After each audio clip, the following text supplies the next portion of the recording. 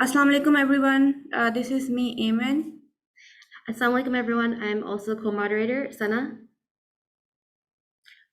Welcome to 14th Annual Muslim Mental Health Conference, Day 2. Today we are going to be starting with the present our panel for special topics. And our first, the day of the sequence of the day will was first we let everyone know about the rules and regulations, and then we'll introduce our sponsors for the day, and then can go to the presentations. So over to you, Sana. Okay, thank you. Welcome everyone to second day. If it's your first day joining, I encourage you to look at the recordings from yesterday's sessions. Great presentations, and you'll be able to find them, and as well as today's recorded presentations after the conference on YouTube at the Muslim Mental Health Conference channel, YouTube channel. Just some house rules to go over. Can everyone please make sure that they're muted? I will be muting all the participants, and a reminder that this is our first hybrid conference. So we do have an audience that you are not able to see, but we have a live audience, and they might be writing their questions down on cue cards, which we will get to at the end. If you're in the audience, please go ahead and put your questions in the chat, and we'll also get to those at the end as well. Some house rules. In addition to the muted mic, we're going to have the question and answers at the end after all three of the presentations. And each presenter will have 20 minutes to present. At the 5-minute mark and at the 1-minute mark, we will just have a cue card with a 5-minute and a 1-minute cue card up for you to see and just acknowledge it. And that's about it. And we'll also do a 30-second just brief intro to our speakers. Our first section is regarding Abeer Child Mental Anxiety Scale, ACDAS, cross-cultured adaptation and validation of self-report measures in Malaysian children content. And our speaker is Malina Manan. Sana will introduce her. So our speaker, Malina Manan, is a senior clinical lecturer in the Department of Pediatric Dentistry and Orthodontics in Faculty of Dentistry at University Malaya. Her presentation is titled, as Ayman already mentioned, the Abeer Child Dental Anxiety Scale, ACDAS, Cross-Cultural Adaptation and Validity of Self-Report Measures in a Malaysian Children Context. So let me share the screen for her, and then I'm keep moving the slides as she said. So can everybody tell me if you can all see the screens? Okay, I can see the screen. Okay, so it's up to you, Miss Malina. Okay, so I can start now? Yes. Yeah, all right. Okay, Assalamualaikum and greetings to everyone from the whole world. So, okay, as I mentioned, my name is Malina Manan. Actually, I'm a pediatric dentist from Kuala Lumpur, Malaysia. So I'm here today to share my topic. Can I go to the next slide, please? Thank you.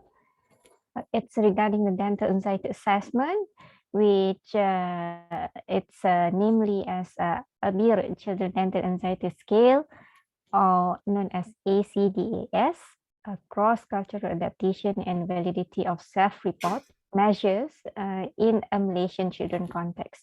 So it's kind of adaptation from one culture to another. Okay, all right. So I'm sure that everyone here has the experience of seeing a dentist. And I hope that none of you that have been dental anxiety experience, I hope so. Okay, so dental anxiety is basically is not really coming from it is actually an element from is triggered by by fear. Okay, it's a fear of any of the dental setting, perhaps the dentist, perhaps the dental instruments and the surroundings, I would say. So it is been defined differently in adult dental anxiety and child dental anxiety. So in adult dental anxiety, it is more to a direct consequence of fearful and or with means so with or without unpleasant dental experience, previous dental experience, which during their which happened during their childhood or adolescence day. So Malina, sorry to cut you off, in other, but keep telling me when I have to move the slide. You have to say next slide. okay, sure. Move, okay? All right, sure. Okay, thank you. Okay, thank you again, Madam Chair. All right. So in a child, the definition is slightly different because it is not really from previous experience, but it is more to the consequences of related to the child's separation anxiety, feeling of being harmed, or they are very helplessness. Yeah. So that is the difference whenever it comes to definition in an adult and in a child from the dental anxiety perspective. Okay, may I have the next slide, please? Thank you. Okay, so basically the dental anxiety is being measured or from the physiological measure of uh, whether the teeth, the dentist, or also called as dental health professionals. It may not be only the dentist, it could be the nurses or dental hygienists or anyone that related to dental health professionals. Yeah. And if someone just see the dental chair, it may trigger that they may lost their control. I mean, especially in a child, and also regarding the oral or dental hygiene. So usually in a teeth, someone may thought that I have a very bad dental condition. My teeth doesn't look nice. Okay, usually that they thought that they have black teeth. Black teeth usually is they try to tell us about cavities. So the cavities usually they trying to call it as black teeth. And for the dental health professionals, it is actually the trust between the patient, the relationship between the patient and the dentist or any other type of dental health professionals. It is more to relationship. And the dental chair is because dental chair is something that look different. So they may thought that they're going to lose their control and they may just run. And finally, as the patient's shame of their dental hygiene, which is usually they refer to yellow teeth.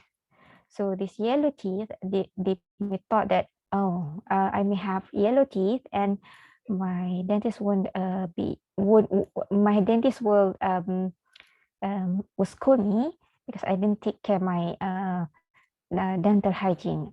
Yeah. Oh, this okay. May I have a next slide, please? So these are actually all are evidence based from different references. And from the dental setting environment, commonly is the dental chair itself. When especially a child, when they get into the dental clinic, whenever they try to sit in a dental chair, then it is actually a communication between the child, a patient, and the dentist themselves, where they have to inform the patient that it is not necessarily just a child that having that feelings, but Sometimes an adult may have that too. So the dental health professionals should tell that I'm going to move the chair. So this is a kind of communication, type of communication. Other than that, the lights, the bright light may accidentally shine to patient's eyes. This usually happen whenever it is kind of you need a skill of how you're going to adjust the dental chair light. Okay, if you accidentally shine to the patient's eyes, usually the child, they may just usually get scared. And the sounds are from the electrical tools, which the drilling tools, what we call it as hand pieces or scalers, which are giving uh, is buzzy sounds, or people may not really like it. And the exploration kit, where all the instruments, so the sharp instruments, the dental materials, we have to put it uh, sometimes side of the patient and in front of the patient, is based on the setting of the dental chair itself. Yeah. Okay, may I have the next slide, please? Thank you. Okay, so the research focus on dental anxiety is actually started in 1946 by Coriat, which defined dental anxiety as an anticipatory to dental fear. So from there, the research focus on the dental anxiety starts to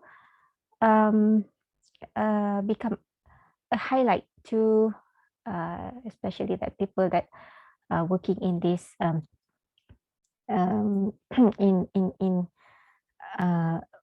I would say that the dentist that handling children, most of the time they may have a difficulty whenever the child have dental anxiety to give treatment.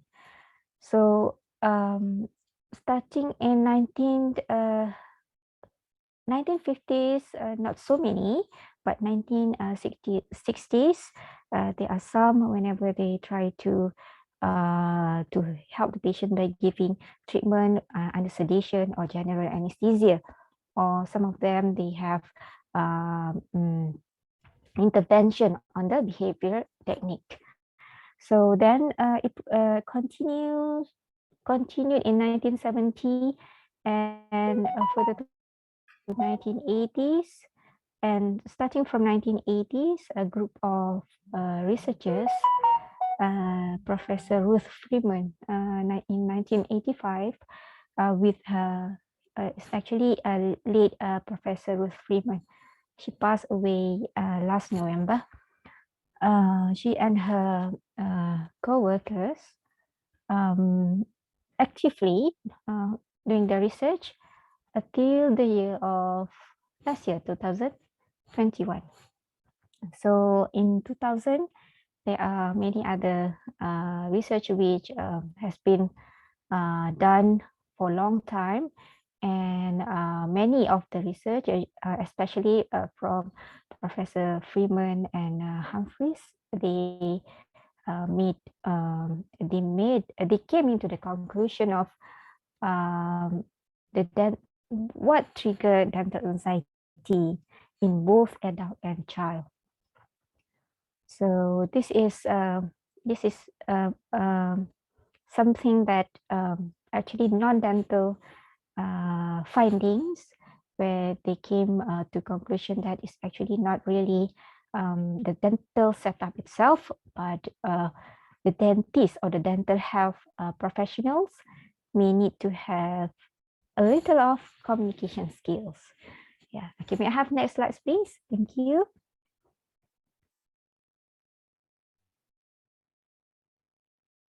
May I have next? Yeah, I'm trying to move. All right. Oh, yeah.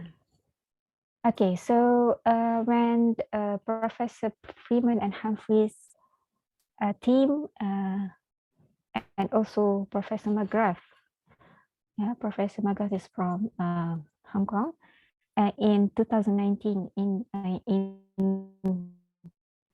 their papers, they found that communication is something that we have to reinforce between the dental health professionals and also the patient. The patient may be an adult or a child. Okay, so the communication we need, as Professor Freeman and Humphreys suggested, that at least we spend 2 to 3 minutes with the patient, trying to understand the patient, okay, and how. So they suggested that we may give them a type of anxiety screening by giving them skills, dental anxiety skills. So Professor Ruth Freeman and Professor Gray Humphreys, they have developed this MDAS, or known as Modified Dental Anxiety Scale, which is well known and been used widely and been translated into 24 other languages. Yeah. Okay, may I have the next slide, please? Thank you. Okay, so the dental anxiety, when we, as a dental professionals, we try to understand our patients, somehow we need a tool, okay, in a way that we may call it as an inventory or scales, instruments, or an index. Yeah, so there have been a lot of instruments. I would mention it as instruments. It could be a scales or surveys, a type of inventory being developed, but modified dental anxiety scales, which is for adult, has been used widely, and then later on it is modified for child, and it is called modified child dental anxiety scale, which been used among the children. And in Australia, it is been developed index of dental anxiety and fear. It is called IDAF C4, and actually the most updated one, which what is called ACDAS, or it is named after the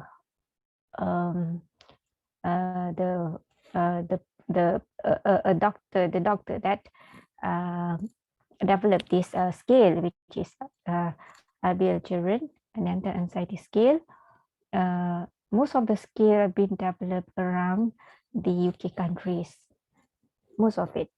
So in Malaysia, we either have been using the English version, and somehow we found that we need to translate it into our local language to serve our local nation. So the ACDAS has been translated into our national language, which is known as Malay, and now what we are doing now is we have we have translated and adapted the ACDAS into our local language. Okay, may I have next, please? Okay, may I have next, please? Thank you. Next slide. Yeah. Okay, so ACDAS actually has been developed in London, and in the UK, and then it's been translated into Arabic, Turkish, Spanish, and then it will be our Malaysian language. Okay, may I have next, please? Thank you. Okay, so ACDAS basically has three parts, which is it is into the why ACDAS is different because it has the cognitive part.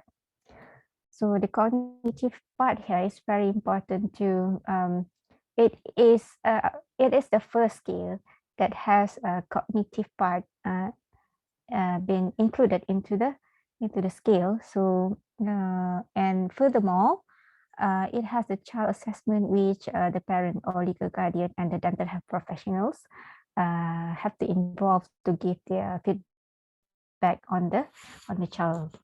All right, may I have next, please?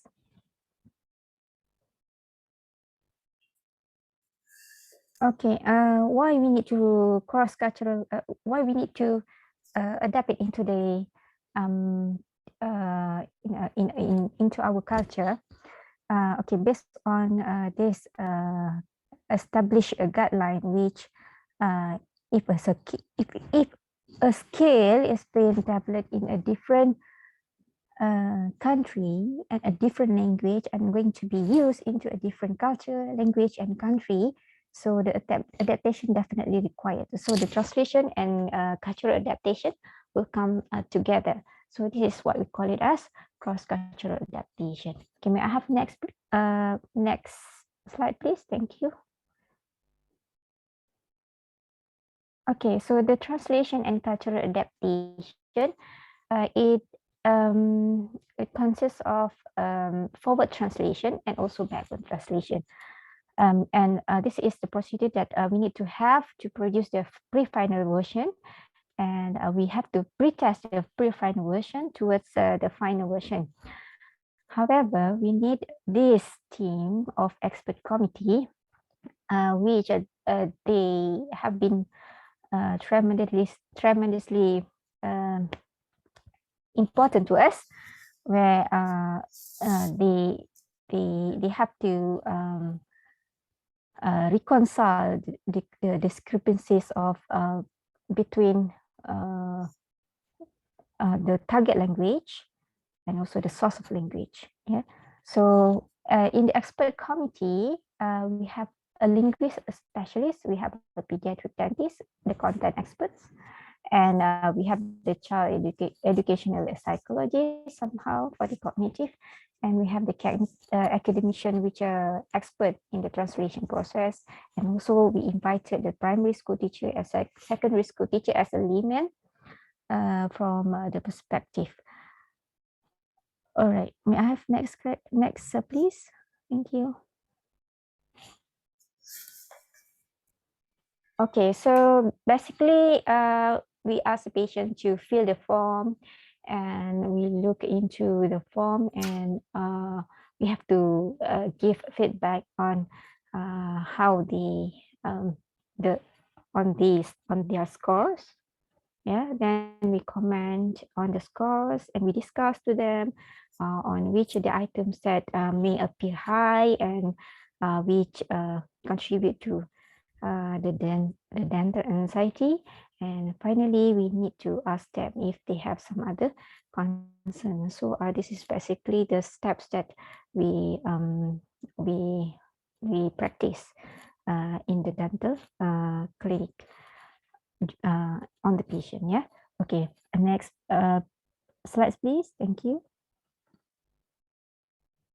When it comes to the results, actually the translation when we not involve only one person, so we have independent forward translators and we have independent backward translators. So whenever it comes to a different people with different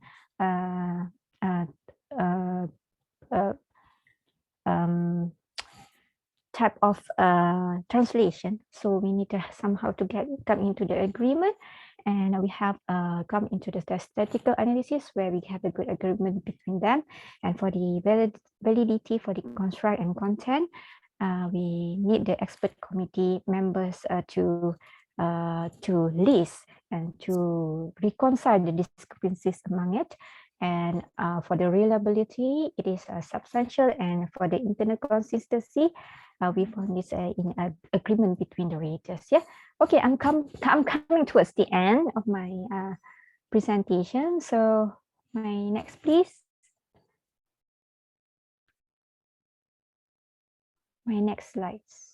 Yeah, it's Yeah, that's will be my last slide. So this is a conclusion that translation is definitely need for in a linguistic and multicultural adaptation, and we need to pretest them to our local nuances, and validation is to test retest readability.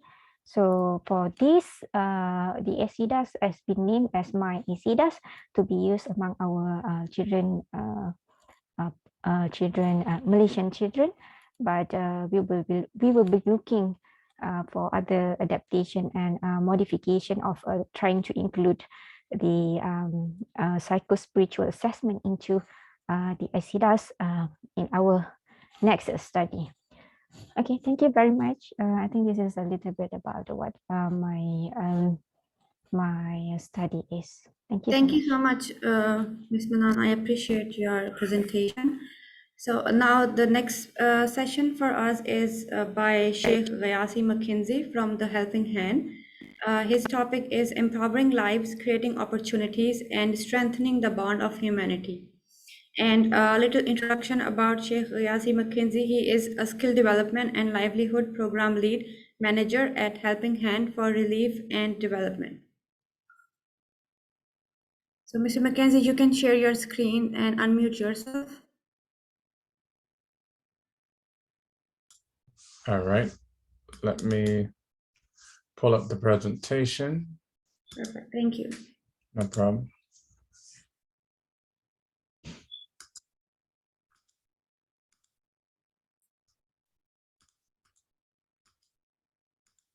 Give me just 30 seconds.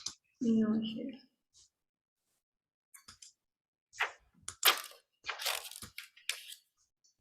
All right, can you see the screen? Yeah. All right, so Bismillah walhamdulillah wa salatu wa salamu ala rasulillah wa ala alihi wa sahbihi wa man wala. First of all, I'd like to thank you for allowing us to present. And basically what we wanted to do today is talk about our vision statement. And I'm going to just, with the time afforded to me, talk about what Helping Hand has done in 2021. And our vision statement is Helping Hand for Relief and Development as a leader, empowering lives, creating opportunities, and strengthening the bond of humanity. And I think these are all things that, for the most part, are universal virtues that humanity respects in general. So just to tell you a little bit about the organization, and I hope this organization will make us proud that there are Muslim organizations that are doing good work, and our slogan is Muslims for Humanity. As you can see, we are in the top 3% among 9,000 NGOs rated by Charity Navigator. Charity Navigator is considered one, if not the top evaluators of charities here in America. As a matter of fact, even you will see, I remember the Clinton, during her campaign, was talking about their foundation and referring to Charity Navigator's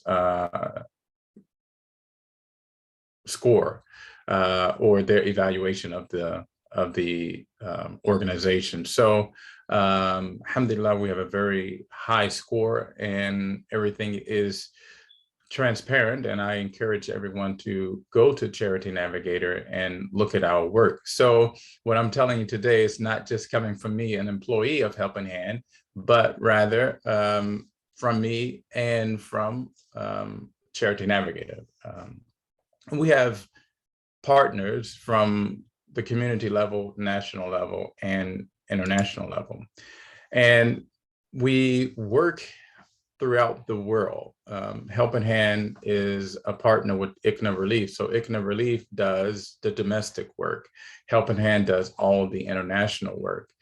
So if you can see all the countries that we work in, 85 plus countries, and 10 countries we have NGO status in offices.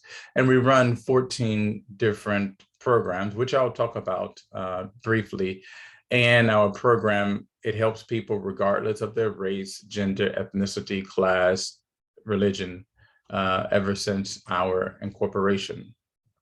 And last year, we helped more than 10 million people, almost 11 million people was impacted by our work. And just to quickly let you know also that we're always trying to improve our work. So we have tried to magnify our efforts by having our programs integrated. So for example, we have a skills development program and we have an educational program. So we want those we can't catch and the college level and the high school level. So for example, there's a large number of people who will not complete high school, even though we stress that with great emphasis to complete high school. But for those who do not, or for those who do complete but may not go to college, just like here, college is not for everyone, we have vocational training. So, and I'll talk about that a little bit more later, but the point is that we have our programs integrated. Likewise, our orphans that we support them and giving them education, support them again if they need skills development, support them if they need food from another program that we have. So we try to integrate our programs to give our beneficiaries the maximum benefit that can be had. And here are some of the statistics that from our impact report last year. As you see, over again 10 million lives change. We were able to do a lot of work in terms of providing COVID-19 relief through sending in-kind containers filled with, especially at the beginning. This was obviously last year, but even before, when the pandemic first hit, we happened to have hand sanitizers, masks, and other things that really helped hospitals throughout the world. And these are just some other stats that you can look at. A+ rating from Better Business Bureau. So again, not just me saying that we're doing well. Over 1 million people received meat for during the Eid al-Adha, the Udhiyah. And our core values, this is very important when you help and serve the people. This is extremely important. Mutual respect, equity and justice, care for all, honesty and transparency. So, and wherever we operate, whether it's in Peru or in Turkey or in Somalia or in the Philippines, we are trying to work with these 4 core values as our guideline.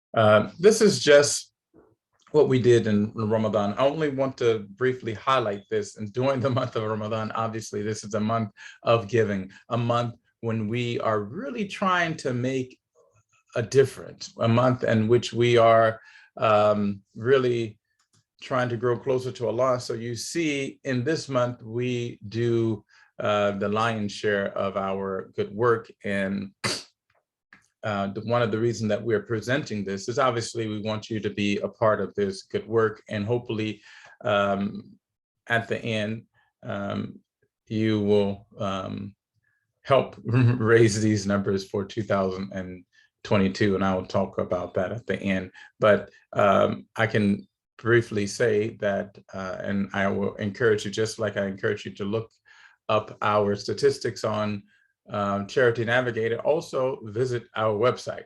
And that's what I will encourage you at the end. And it's very easy, hhrd.org. hhrd.org. We're Helping Hand for Relief and Development, so hhrd.org. Our programs, which I'm going to talk about now, and then we will be wrapping things up.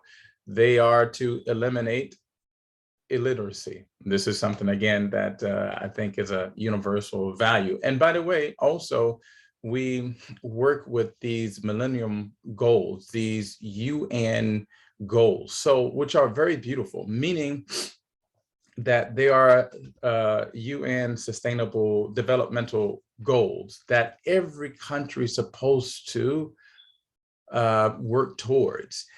And for example, empowering women, reducing extreme poverty, providing clean water, wonderful things to make the world a better place. And when we work together and everyone does their part, we make differences. I remember, I believe it was 1990, one of the goals was to reduce extreme poverty by half, to cut it in half. And extreme poverty, I believe, was defined by living off of less than $1 a day. Not only did they reach the goal, the world reached the goal, so it's possible, but 5 years earlier. And so many of these very aspirational goals, or these goals that are very high, they're possible to reach if we work together. And they help. They start with countries, with governments, with hospitals, with donors, with NGOs. Everyone can do their part. So hopefully we can think about this, especially during Ramadan and even after Ramadan. And we're trying to empower lives, and you'll see that very soon, and fighting poverty. Education, first and foremost. So we have an education program, and education is a focus really in all of our program. There's some aspect or some component of education, but we have an education program where we are trying to make sure that students can go to higher education. And we have had students and even an orphan become a doctor. And we've had many great success stories, which tell us that people in general just need an opportunity. And in many countries, it's very difficult to just finish high school because high school isn't free, or to finish middle school because of poverty. So we're here to help students finish school, enter school, and even college and even graduate school if needed. We have an orphan support program, and we know the great reward for helping the orphans, not only paradise, but in paradise with close proximity to the Prophet sallallahu alaihi wasallam. And you know, again, we're helping people who may be disadvantaged. They lost their mother, lost their father, their father, and sometimes the father and mother. And we are helping them. And again, there are many great success stories that we have. And I encourage you to look at our annual report, our impact statement, and to look at our website. So the orphan support program, basically what we're doing is providing the student with the orphan with uniform, shoes, and things to go to school, material. We have like a social worker that follows up to make sure the child is going to school. And again, school is a big component. And then also providing them with food and other advocacies, support as well. So the orphan support program, an amazing program. children with disabilities. And we even know here in America, let alone in the globally, and especially in developing countries, there's a lot to be desired. So we help with having inclusive education. We help with, again, advocacy and removing the stigma and helping the families. Many of the families are, they're telling us of how difficult it is just because it's perception. So we're trying to improve the perception as well as make things easier for the family. And again, the details you can find on our website.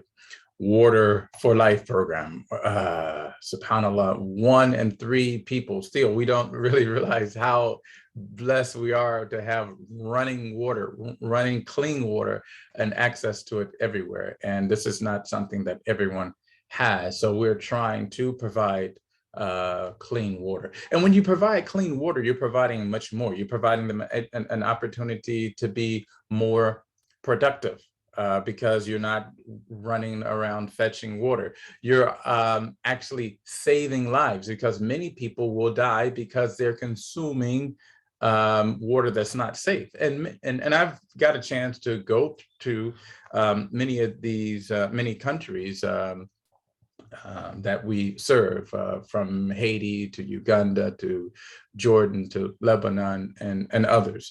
But and they know that the water is unsafe, but sometimes they have no choice. So you're literally saving lives. And we know in Surah Ma'idah, Allah subhanahu wa ta'ala says that to save a life is like to save all humanity, or to give life is like to give life to all of humanity. You're being a hero. And this is, I always mention a genre of movies. People love to romanticize about saving the world, right? You have Superman, Batman, Black Panther, Captain, all these different movies about, and therefore everyone, saving the world. And this is a way that you can literally save the world and be a humanitarian by providing clean water, helping orphan, and providing sanitary conditions too. So we provide clean water and provide toilets. And this is something I found out firsthand too when traveling to many of these countries. I noticed that in remote areas that there are not bathrooms or restrooms, and I don't have the strongest bladder in the world. So you find people, doing things that are not the best in terms of sanitary habits because of the a lack of resources. So you provide schools. We're providing schools and other locations with latrines, toilets, sink basins, so they can wash their hand. Amazing thing. It's something that we take for granted. And the prices obviously range from place to place, but you will see that a lot of these things we can help out, because many of us are blessed here in America to have discretionary cash.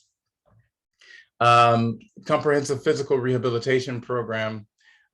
Basically, we're helping people who maybe have cerebral palsy. They need therapy. Some may need prosthetic limbs. So a wonderful program that we're serving people. Also, we're training people in this complex that we have in Mansehra. So this program is just in Pakistan for right now, but our healthcare program is throughout the world. So it again arranged, and we have 4 regions. We serve South America and the Caribbean. We serve Africa. We have Asia, the Middle East, and as well as Europe. One of our programs that we do in healthcare that is cataract eye surgery. And it's amazing, subhanAllah, to see so many people so happy to have their eyesight restored, and something that is relatively cheap overseas, but a great gift to give the gift of eyesight. So this is something that we are doing. Skills development livelihood program. I was introduced as the manager of this program, and this is the quintessential developmental project, giving people skills. And everything that I'm saying, I'm not embellishing. I'm exaggerating. I'm being very real and with you. And what I'm about to say now, with this program, I noticed traveling throughout the world. This one is Haiti, the picture on the right, the other one is in Jordan on the left. And from Haiti to Jordan and all over, it seems like people just want an opportunity. And I've seen so many people, even one time I asked the driver, and this is common, how many languages do you speak? This was in Kenya. He spoke 7 or 6 languages, somewhat fluent. And he's just a driver. So people just need opportunities. And I would talk to you, I know I have just a couple minutes left, that we have these youth programs where we send the youth to see Haiti, to see Jordan, to see Pakistan, and to see these places. And they have seen how people who grew up in what are called slums, they still have a tremendous amount of talent and highly talented, but again, education. So many people just want an opportunity, and this is what we're giving them, and they prefer to have an opportunity to learn rather than just given money. Obviously, the money will eventually run out, and they just want an opportunity to study. And this is to control their own future. And this is what this program is designed for. We have the in-kind program, which is basically all these things that you see, these food items came from here. Likewise, we have hospital items. Remember, we mentioned that we had COVID-19 items, we have bedding, we have clothing that we send from here as in-kind. Infrastructure development, remember there are so many IDPs, people who are displaced, refugees, so we try to provide them with homes, and this is an example here in Jordan and likewise in Bangladesh. And as I wrap up matching gift, I just wanted to remind you that when you give also, just check with your employee. Sometimes you can match your donation, and even if you volunteer, and we have our offices, I believe, I forgot the exact number, about 14, but in almost every area here in America, we have local offices where you can volunteer, and sometimes you volunteer also they donate. And we mentioned the youth empowerment program, and we have an internship program too as well. So in conclusion, again, we encourage you to visit our website, hhrd.org. You'll find a lot of wonderful information and encouraging information that will give you optimism and let you know that you can help. That you can help with, just like the orphan program, $1 a day. Amazing. What will $1 do? You'll be surprised what $1 can do. And the Prophet, peace and blessing be upon us, told us not to belittle our good deed, even, and to save ourselves from the fire, even if it be with a half a day. So we can do hopefully much more. And thank you again for allowing me to present. And Assalamu alaikum. Walaikum salam. Thank you, Sheikh. Thank you for such an elaborative presentation. Can you please stop sharing your screen? Sure. Did it stop? Yeah, no. Okay, yeah. Thank you. Okay. So next we have Ms. Danah Elsayed, a presentation on the topic of Islamic contemplation, making the case for an indigenous Islamic alternative to mindfulness. And Ms. Danah Elsayed is an MSc student in Family Relations and Human Development in University of Guelph. And I can see she is already sharing her screen. So the stage is all yours. Thank you. Jazakumullah khair. Assalamu alaikum, everyone. My name is Danah, and I'm excited to share with you our work on Islamic contemplation. And what we're going to try to do today, inshallah, is make the case for an indigenous Islamic alternative to mindfulness. So to begin, Our team has no conflicts of interest to report. And this project comes from a larger collaborative effort coming from the Muslim Mental Health and Islamic Psychology Lab, which is, of course, led by Dr. Danah, may Allah reward her. And there are lots of other really cool projects, so I encourage you to check them out, inshallah. So I thought before we dived in, we could talk a little bit about why mindfulness. So a lot of people are very attached to mindfulness, and understandably so, especially with all of the stresses that pandemic has brought us and with the calmness of mind that mindfulness meditation offers. So a common response to this work is, why are you going after mindfulness? And we are absolutely not going after mindfulness. There are, of course, times and places where it can be integral to healing. We have just noted that it's being used widely in clinical practice and outside of it also. So Muslims are accessing it. There have been attempts to liken mindfulness to Islamic contemplation exercise, to kind of like make them equivalent or say that they're the same thing.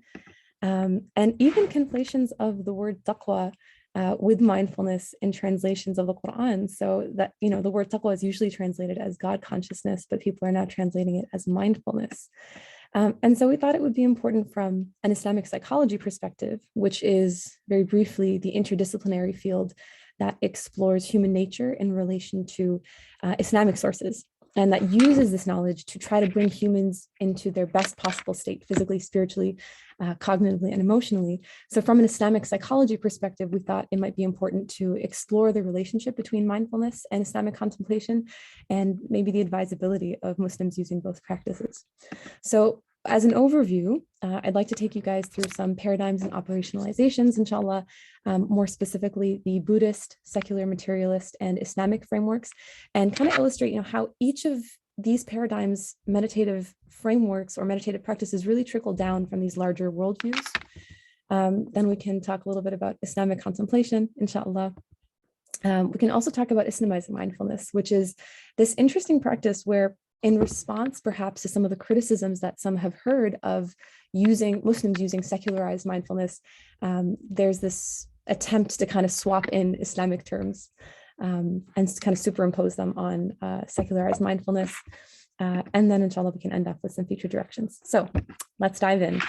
Paradigms and operationalization. So again, paradigms, because I think it's important to demonstrate how often the so-called secularized practices are not quite as divorced from their religious roots as some may think, and operationalizations because mindfulness is so vast. And if we're going to try to talk about, the advisability of different practices, we need to be really precise from an Islamic psychology perspective.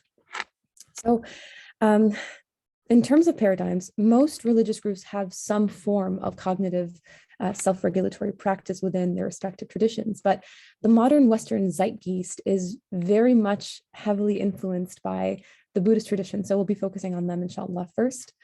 And the larger worldview within Buddhist thought is that the world is a place of suffering. And so the goal is to sort of end this suffering by achieving enlightenment and either ending the recurring cycle of samsara or coming back and serving, depending on which of the streams of Buddhism you may belong to. And the role of appetites, which are basically like the thoughts and feelings that are related to our desires or our urges, is that these appetites, those feelings of desires or urges, cause the suffering. And so they must be conquered. And it's important to talk about appetites because a lot of the times meditative practice emerges in response to these appetites, to those thoughts and feelings. So that's what we're talking about, appetites.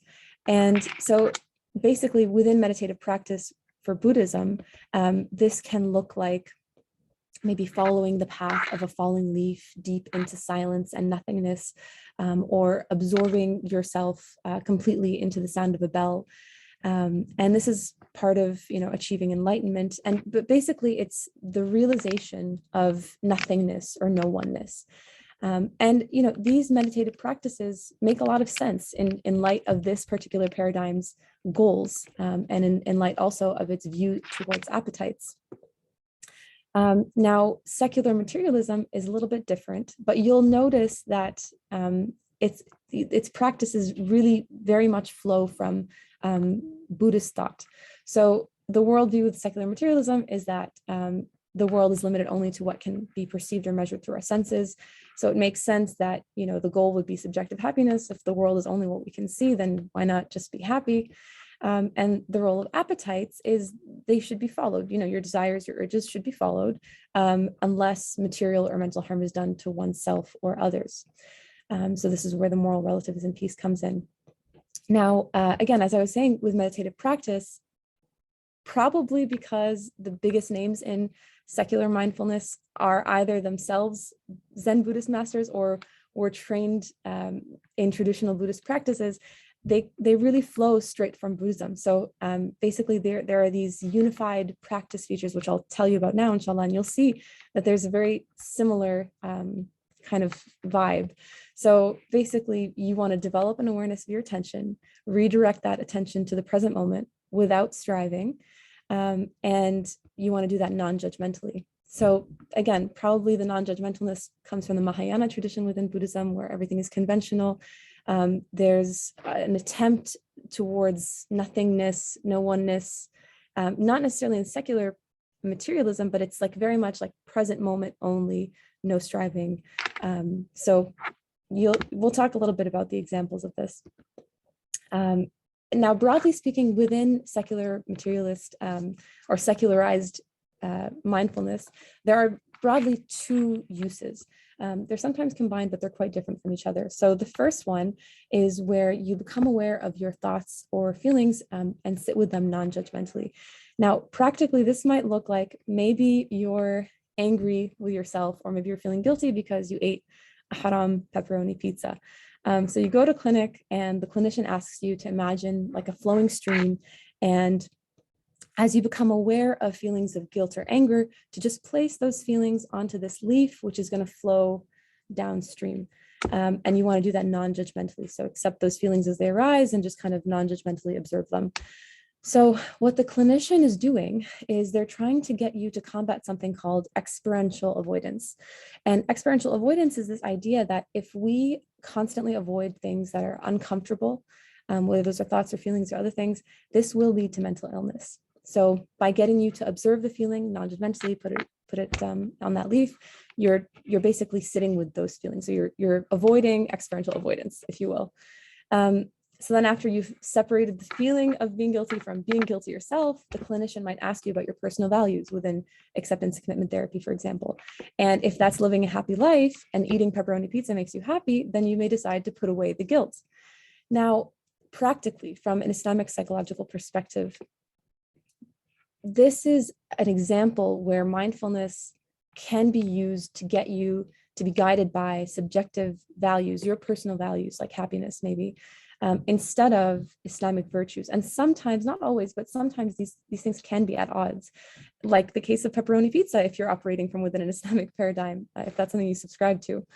The other thing is that sometimes, again, when we use practices that originate from a paradigm that's not necessarily ours, whatever that paradigm is, you can start to internalize ideals that are not from within your own paradigm. So an example here, very practically, is this. Sometimes what can happen is there's a discomfort with non-judgmentalness. There's a discomfort with judgmentalness, which can jeopardize Islamic accountability as practice within Islamic contemplation, which we'll get to, inshallah. But that discomfort with anything judgmental or any kind of external accountability can happen long term.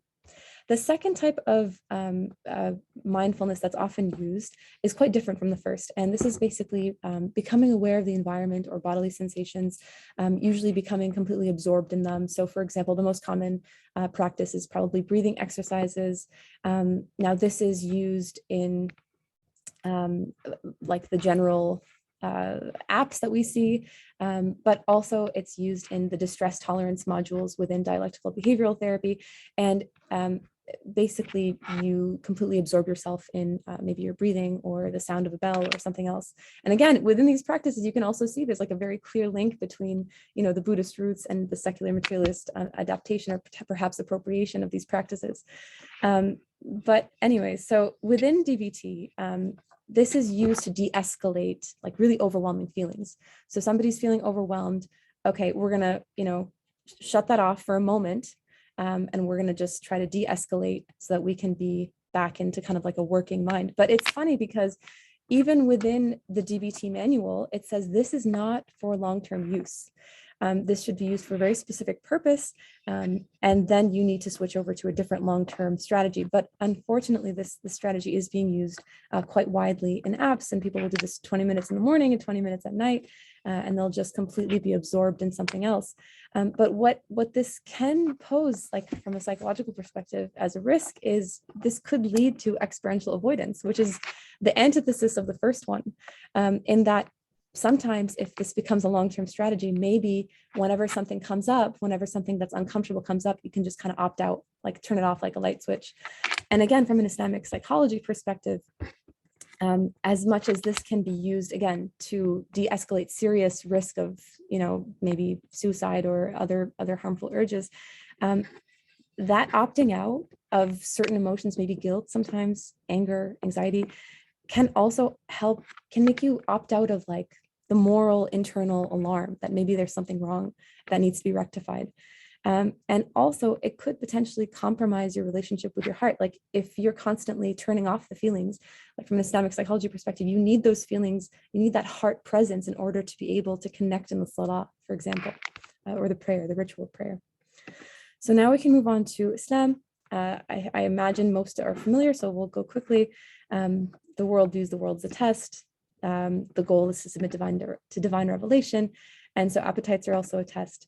And so meditative practice flows from this, in that it's the heart-centered connection with Allah, to try to kind of pass that test, connect with Allah through contemplating oneself or the creation of Allah or Allah's revelation. Let's get to Islamic contemplation. So because Islamic contemplation is as old as the Islamic tradition itself, there has been a lot of writing on it. And what I'm going to present to you, inshallah, is one model among many. And this is a combination of probably Ibn al-Qayyim's work and Imam al-Ghazali's works, rahimahumullah. And basically, we conceptualize Islamic contemplation as a process where you use tools taken from the Quran and the Sunnah, namely the M's, as we'll talk about, and the T's, as they're called, that help you get into a certain heart state. So maybe khushu', which is the receptive, reverent heart state that is submissive to and in awe of God. Some people think of this as usually linked with the salah, but of course it can also be experienced outside of the salah. Basira, wa'i. These are beautiful heart states from within an Islamic perspective, that these cognitive heart-centered tools can help you get to the M's and the T's. But we conceptualize Islamic contemplation as the overall process that helps you go towards Allah. It's a larger journey towards Allah. So these tools, the M's and the T's, are primarily externally focused or internally focused in terms of your contemplation, like what are you contemplating? So starting with the M's, this is a series of tools. It refers to the Arabic words musharata, goal setting or stipulation, muraqaba, self-monitoring, muhasaba, self-evaluation, muaqaba, self-imposed consequences, mujahada, self-exertion, and mu'ataba, self-reprimand. And basically, through using these tools, you enter like a sort of a corrective self-study, which is again guided by this external Islamic value system, where you kind of examine yourself and what's going on in here, like is everything in line with my larger goal towards Allah. And of course there's lots of examples of this from the seerah, like for example Umar radiallahu anhu saying hasibu anfusakum qabla an tuhasabu, so hold yourself accountable before you're held accountable. And then of course there's the example of the story of when Prophet Muhammad sallallahu alaihi wasallam was sitting with Abdullah ibn Amr ibn al-As in the mosque, and basically he said somebody's going to enter this door who's going to Jannah. He's from the people of Jannah. So basically Abdullah radiallahu anhu was very curious. He sat with this person for 3 days, inquired about him, and he realized that basically what's special about this person is that he does not go to sleep every night until he's cleansed his heart from any ill feelings he has towards anyone based on his interactions that day. So some say that basically you can implement this in your own life by engaging in a form of muraqabah or self-accountability at the end of every day, at the end of every night, where you examine the events of your day and try to make peace with them in light of your Islamic paradigm. that is the internal set of cognitive contemplative tools. The external contemplative tools are called the T's, but of course they refer to words that are in Arabic that don't necessarily start with T or Ta more accurately. And very quickly, basically they refer to the words tafakkur, which are basically to actively employ thought while reflecting, tadakkur, to recall knowledge that may have been displaced or become absent in one's mind, nadar, to observe with your heart, ta'ammul, to observe again and again until the observation gains clarity in the heart, i'tibar, to link pre-existing concepts. So there's lots of linking going on. There's lots of different ways to contemplate. And I know that these can become, they can sound a little bit maybe abstract and a little bit intimidating, but to make them very concrete, like they don't have to be like that. And they don't require a lot of Islamic knowledge necessarily for you to access them. It can be something as simple as maybe you're doing tasbih, and maybe you're worried about a speech that you have to give at the Muslim Mental Health Conference, for example. And you know, when you get to Allahu Akbar, which we are encouraged to do as Muslims after every prayer, after every ritual prayer 5 times a day, and when you get to Allahu Akbar, you really take that in with your heart, and you really do some tafakkur, some ta'ammul, some nadar, and you really place things in perspective. You know, Allahu Akbar, God is greater than my fears, my insecurities, my anxieties. God is greater than anyone in the audience, with all due respect. And so, you know, and then also there's another level or another layer of Islamic contemplation that comes with contemplating revelation, or the Quran more specifically. So maybe in that same example, you know, you've chosen a passage that's quite relevant to what you're going through. And when you do that, you know, you can see you're accessing divine guidance. Like you're no longer alone in terms of how to make sense of what's going on, how to understand what's happening to you, how to accept it and move forward. And for someone who's within this paradigm, this can be intensely powerful and healing. So for example, maybe I'm thinking about Alam nashrah laka sadrak, which is where Allah subhanahu wa ta'ala tells Prophet Muhammad, have we not expanded for you your chest? Like basically, have we not made you like understood, eloquent? So in my context, you know, maybe I'm thinking about a situation where Allah has helped someone, in this case the Prophet, in a much more serious situation than what I'm undergoing. You know, he's worried about conveying the message of Islam to people who potentially want to, you know, maybe force him out or kill him. And I'm worried about delivering some research to fellow Muslim mental health people at the conference. And you're reminded of Allah's capability and his generosity. And so there's some tadakkur, pardon me, as well. So all of this is to say that it's a very rich process. There's lots of work to do here, but we'll get to that, inshallah. And I also wanted to add that, you know, these are kind of bi-directional arrows, and that maybe also the heart state helps you engage with the tools better. So let's quickly talk about this interesting practice that I've mentioned to you before. People try to kind of swap in Islamic terms on secularized practices. So from an Islamic psychology perspective, Islamizing mindfulness, and I'll give you some specific examples, can be perfectly acceptable. So for example, using mindfulness to stop harmful urges. Maybe you're thinking about Allahu Akbar, as we talked about before, while visualizing those harmful urges landing on leaves, and then like letting them float away. Or maybe you're giving a talk about refugees and you feel some, you know, tension in the room, so you want to de-escalate that by using the physiological breathing mechanisms that from an Islamic psychology perspective Allah has placed within us to kind of calm us down. And then you're thinking about the mercy of Allah. So those are cases where maybe it's probably acceptable. It can be distracting. So from basically in 2 ways. One, it can distract you from maybe using contemplative and coping practices that are more well-rooted in the Islamic tradition and that don't carry the same kind of incongruencies that we've talked about before. And then, you know, maybe, for example, breathing and thinking about alhamdulillah and then divorcing the idea of feeling guilty from being guilty. That could also lead you to spiritual bypassing, which is basically this idea that, you know, using spirituality to kind of opt out of problems. So I'm saying alhamdulillah, everything is fine. I'm not depressed. I'm not anxious. It's all good. But maybe there is something more serious going on there. It can be conducive to psychospirituality. Like, for example, maybe if you're visualizing the light of Allah, instead of visualizing a stream, maybe that can kind of take you further away from Allah instead of closer to him. And finally, it can even be perhaps antithetical to the goal of Islamic psychology. And this is in 2 ways. So practically, maybe what can happen is that you get caught up in methods from other paradigms that make sense within those paradigms' purposes, but maybe not so much in Islamic context. So, for example, avoiding a lot of thinking, avoiding striving, avoiding judgment. And what can happen there is that if you use those tools out of context, it can prevent you from actually accessing Islamic contemplation. Like muraqabah is the clearest example, where you do need a little bit of judgment in that case. And academically, so essentially, when we are constantly, just trying to make equivalent Islamic practices with ones that come out of other paradigms, the best that we can do is regurgitate what's already been done. And I think it's important to have a little bit more confidence in the unique benefits that Islamic contemplative practices from within Islam can have. Quickly, some future directions. So the most obvious one is we need to translate the works that have been done. Obviously, this is coming from a long heritage of Islamic contemplative work. Maybe from there, we can discover ways that Islamic contemplation can be practically implemented, both within and outside of the clinic, and then eventually maybe test these practices. And on a reflective note, just to end, I wanted to, emphasize that maybe there is some value in being consistent with a paradigm and preserving its integrity, and not appropriating practices from other traditions, especially when Islam has its own indigenous approaches that are grounded within an Islamic ontological and epistemological worldview. So to be clear, we're not saying don't ever use practices that don't originate from the Quran. That's not what we're saying.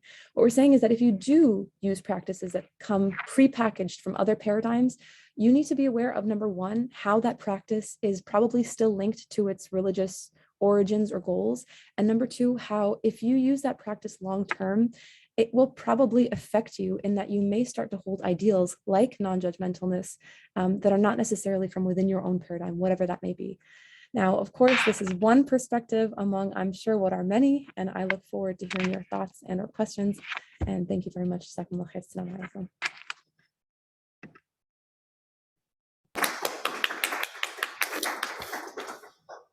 Thank you, everyone. Thank you for your presentations.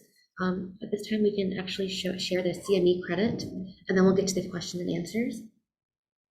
In the meantime, while we put the CME event code up on the screen. If you have any questions, please go ahead and put them in the chat or in the audience. If anyone has some, I'll pass out some paper. Or actually, you can just ask if you don't mind standing up and speaking very loudly.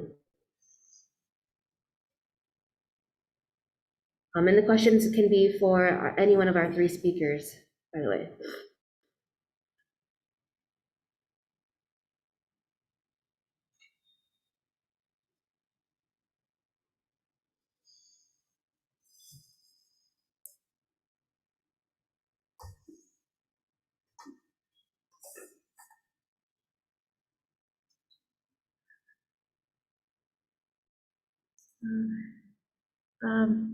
Okay. So Ms. Danah, Elsayed, somebody is asking in the chat, could you please share references? Like maybe our sources that we cited? Yeah, most likely. That's what I understand. Yeah, if you just let me know how to do that, inshallah, maybe I can speak with our PI and figure out a way to do that. Okay, and who asked the question? So whoever asked the question, I cannot see the name, I just see MD. So you can contact Ms. Elsayed on Hua app, and you can directly ask for the references there. I assume that's how, right? Yeah, you can contact directly. You can contact any speaker and directly ask them your question, or some people are asking to see slides. I do know that the presentations that are recorded will be put up on the Muslim Mental Health YouTube channel. However, I'm not entirely sure yet if the presentation of the speaker itself will also be added. That's something you can ask the speaker directly. Okay. Okay, so any questions from the audience?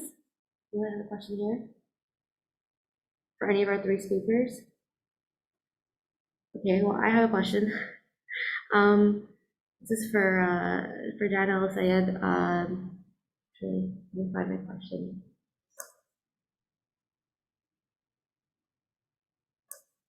So, I was wondering, like, what outcomes have you seen when people struggle or are unsuccessful with using the Islamic mindfulness tools in terms, like, in regard to their faith or religiosity?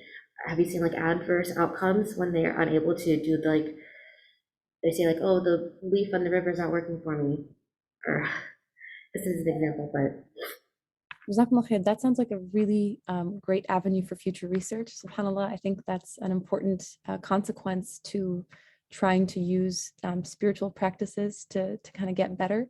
So I think that would be really interesting to examine. And I'm sure that the clinicians in the room, like perhaps Dr. Danya, who's our PI, might have more. He's here live. Yeah. Thank you. Any other questions or Comments? Beautiful. You should come here and say that everybody can listen more clearly. Yeah, come here. Yeah, why not? Okay. I have a question for Miss Malina. Is she still here? Yes. Professor Malina? Manan? My question is, Yes, you're I'm talking here. about, yeah, you're talking about the tools for the renaming the tool. Is there a reason other than just utilizing it in Malaysia, specifically Malaysia, and produced by mostly the Malaysian researchers? Is there a reason why the renaming is part a factor in this? I mean, it was like, is there like a significance to the renaming aspect of it? Well, it's actually that the tools that we have been using now is mostly in English. So some of the children, like I mean, in the purpose of I'm doing translation, because some of the children they just understand I would say that they understand more the local language. So that's why we translated it into our local language. Am I answering those questions? Oh, no, I didn't mean the translation of it. I just meant the renaming of it.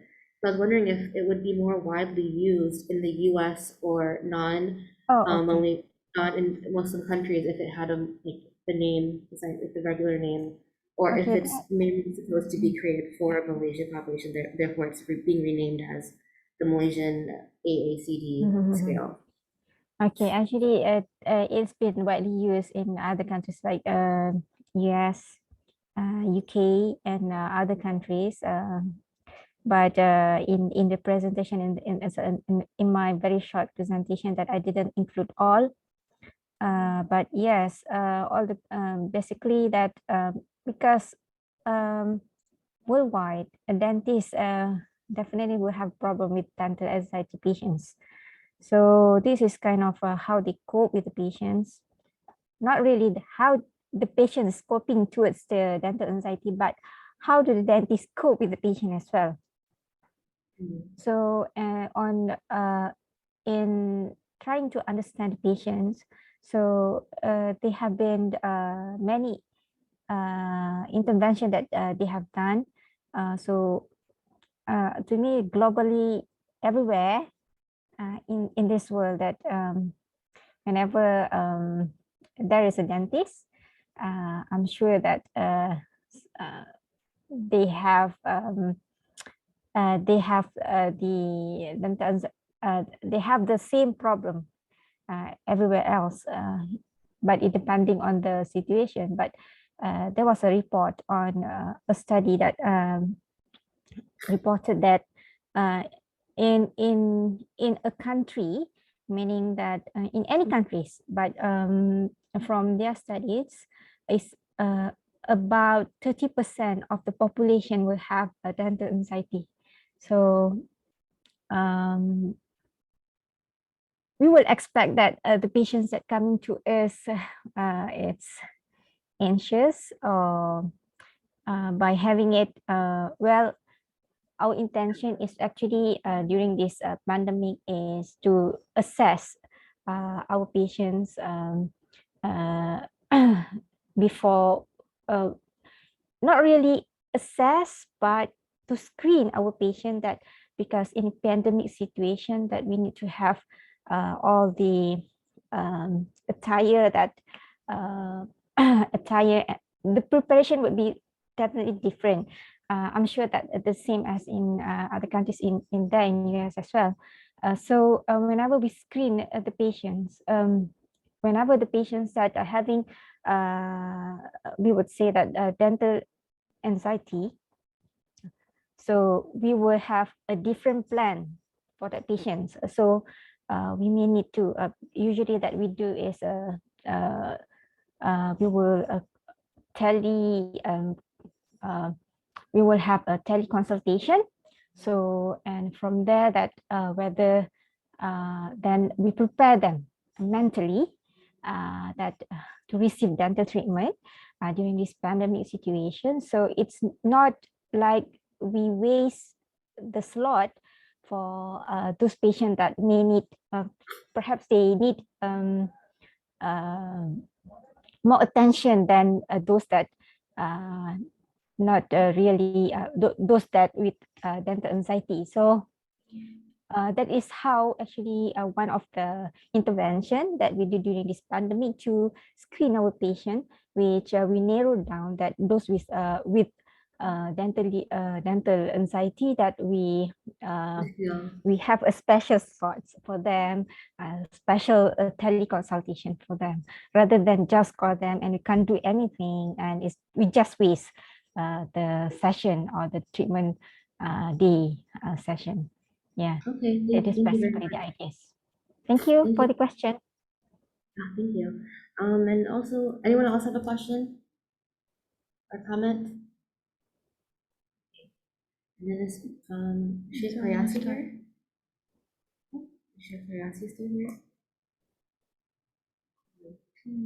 Okay. All right. Well, thank you everyone for tuning in, watching, and attending. We'll have the next session starting in a few minutes. 15 minutes. 15 minutes. 15-minute break. Thank you so you. much. Assalamualaikum, everyone. Waalaikumsalam warahmatullahi.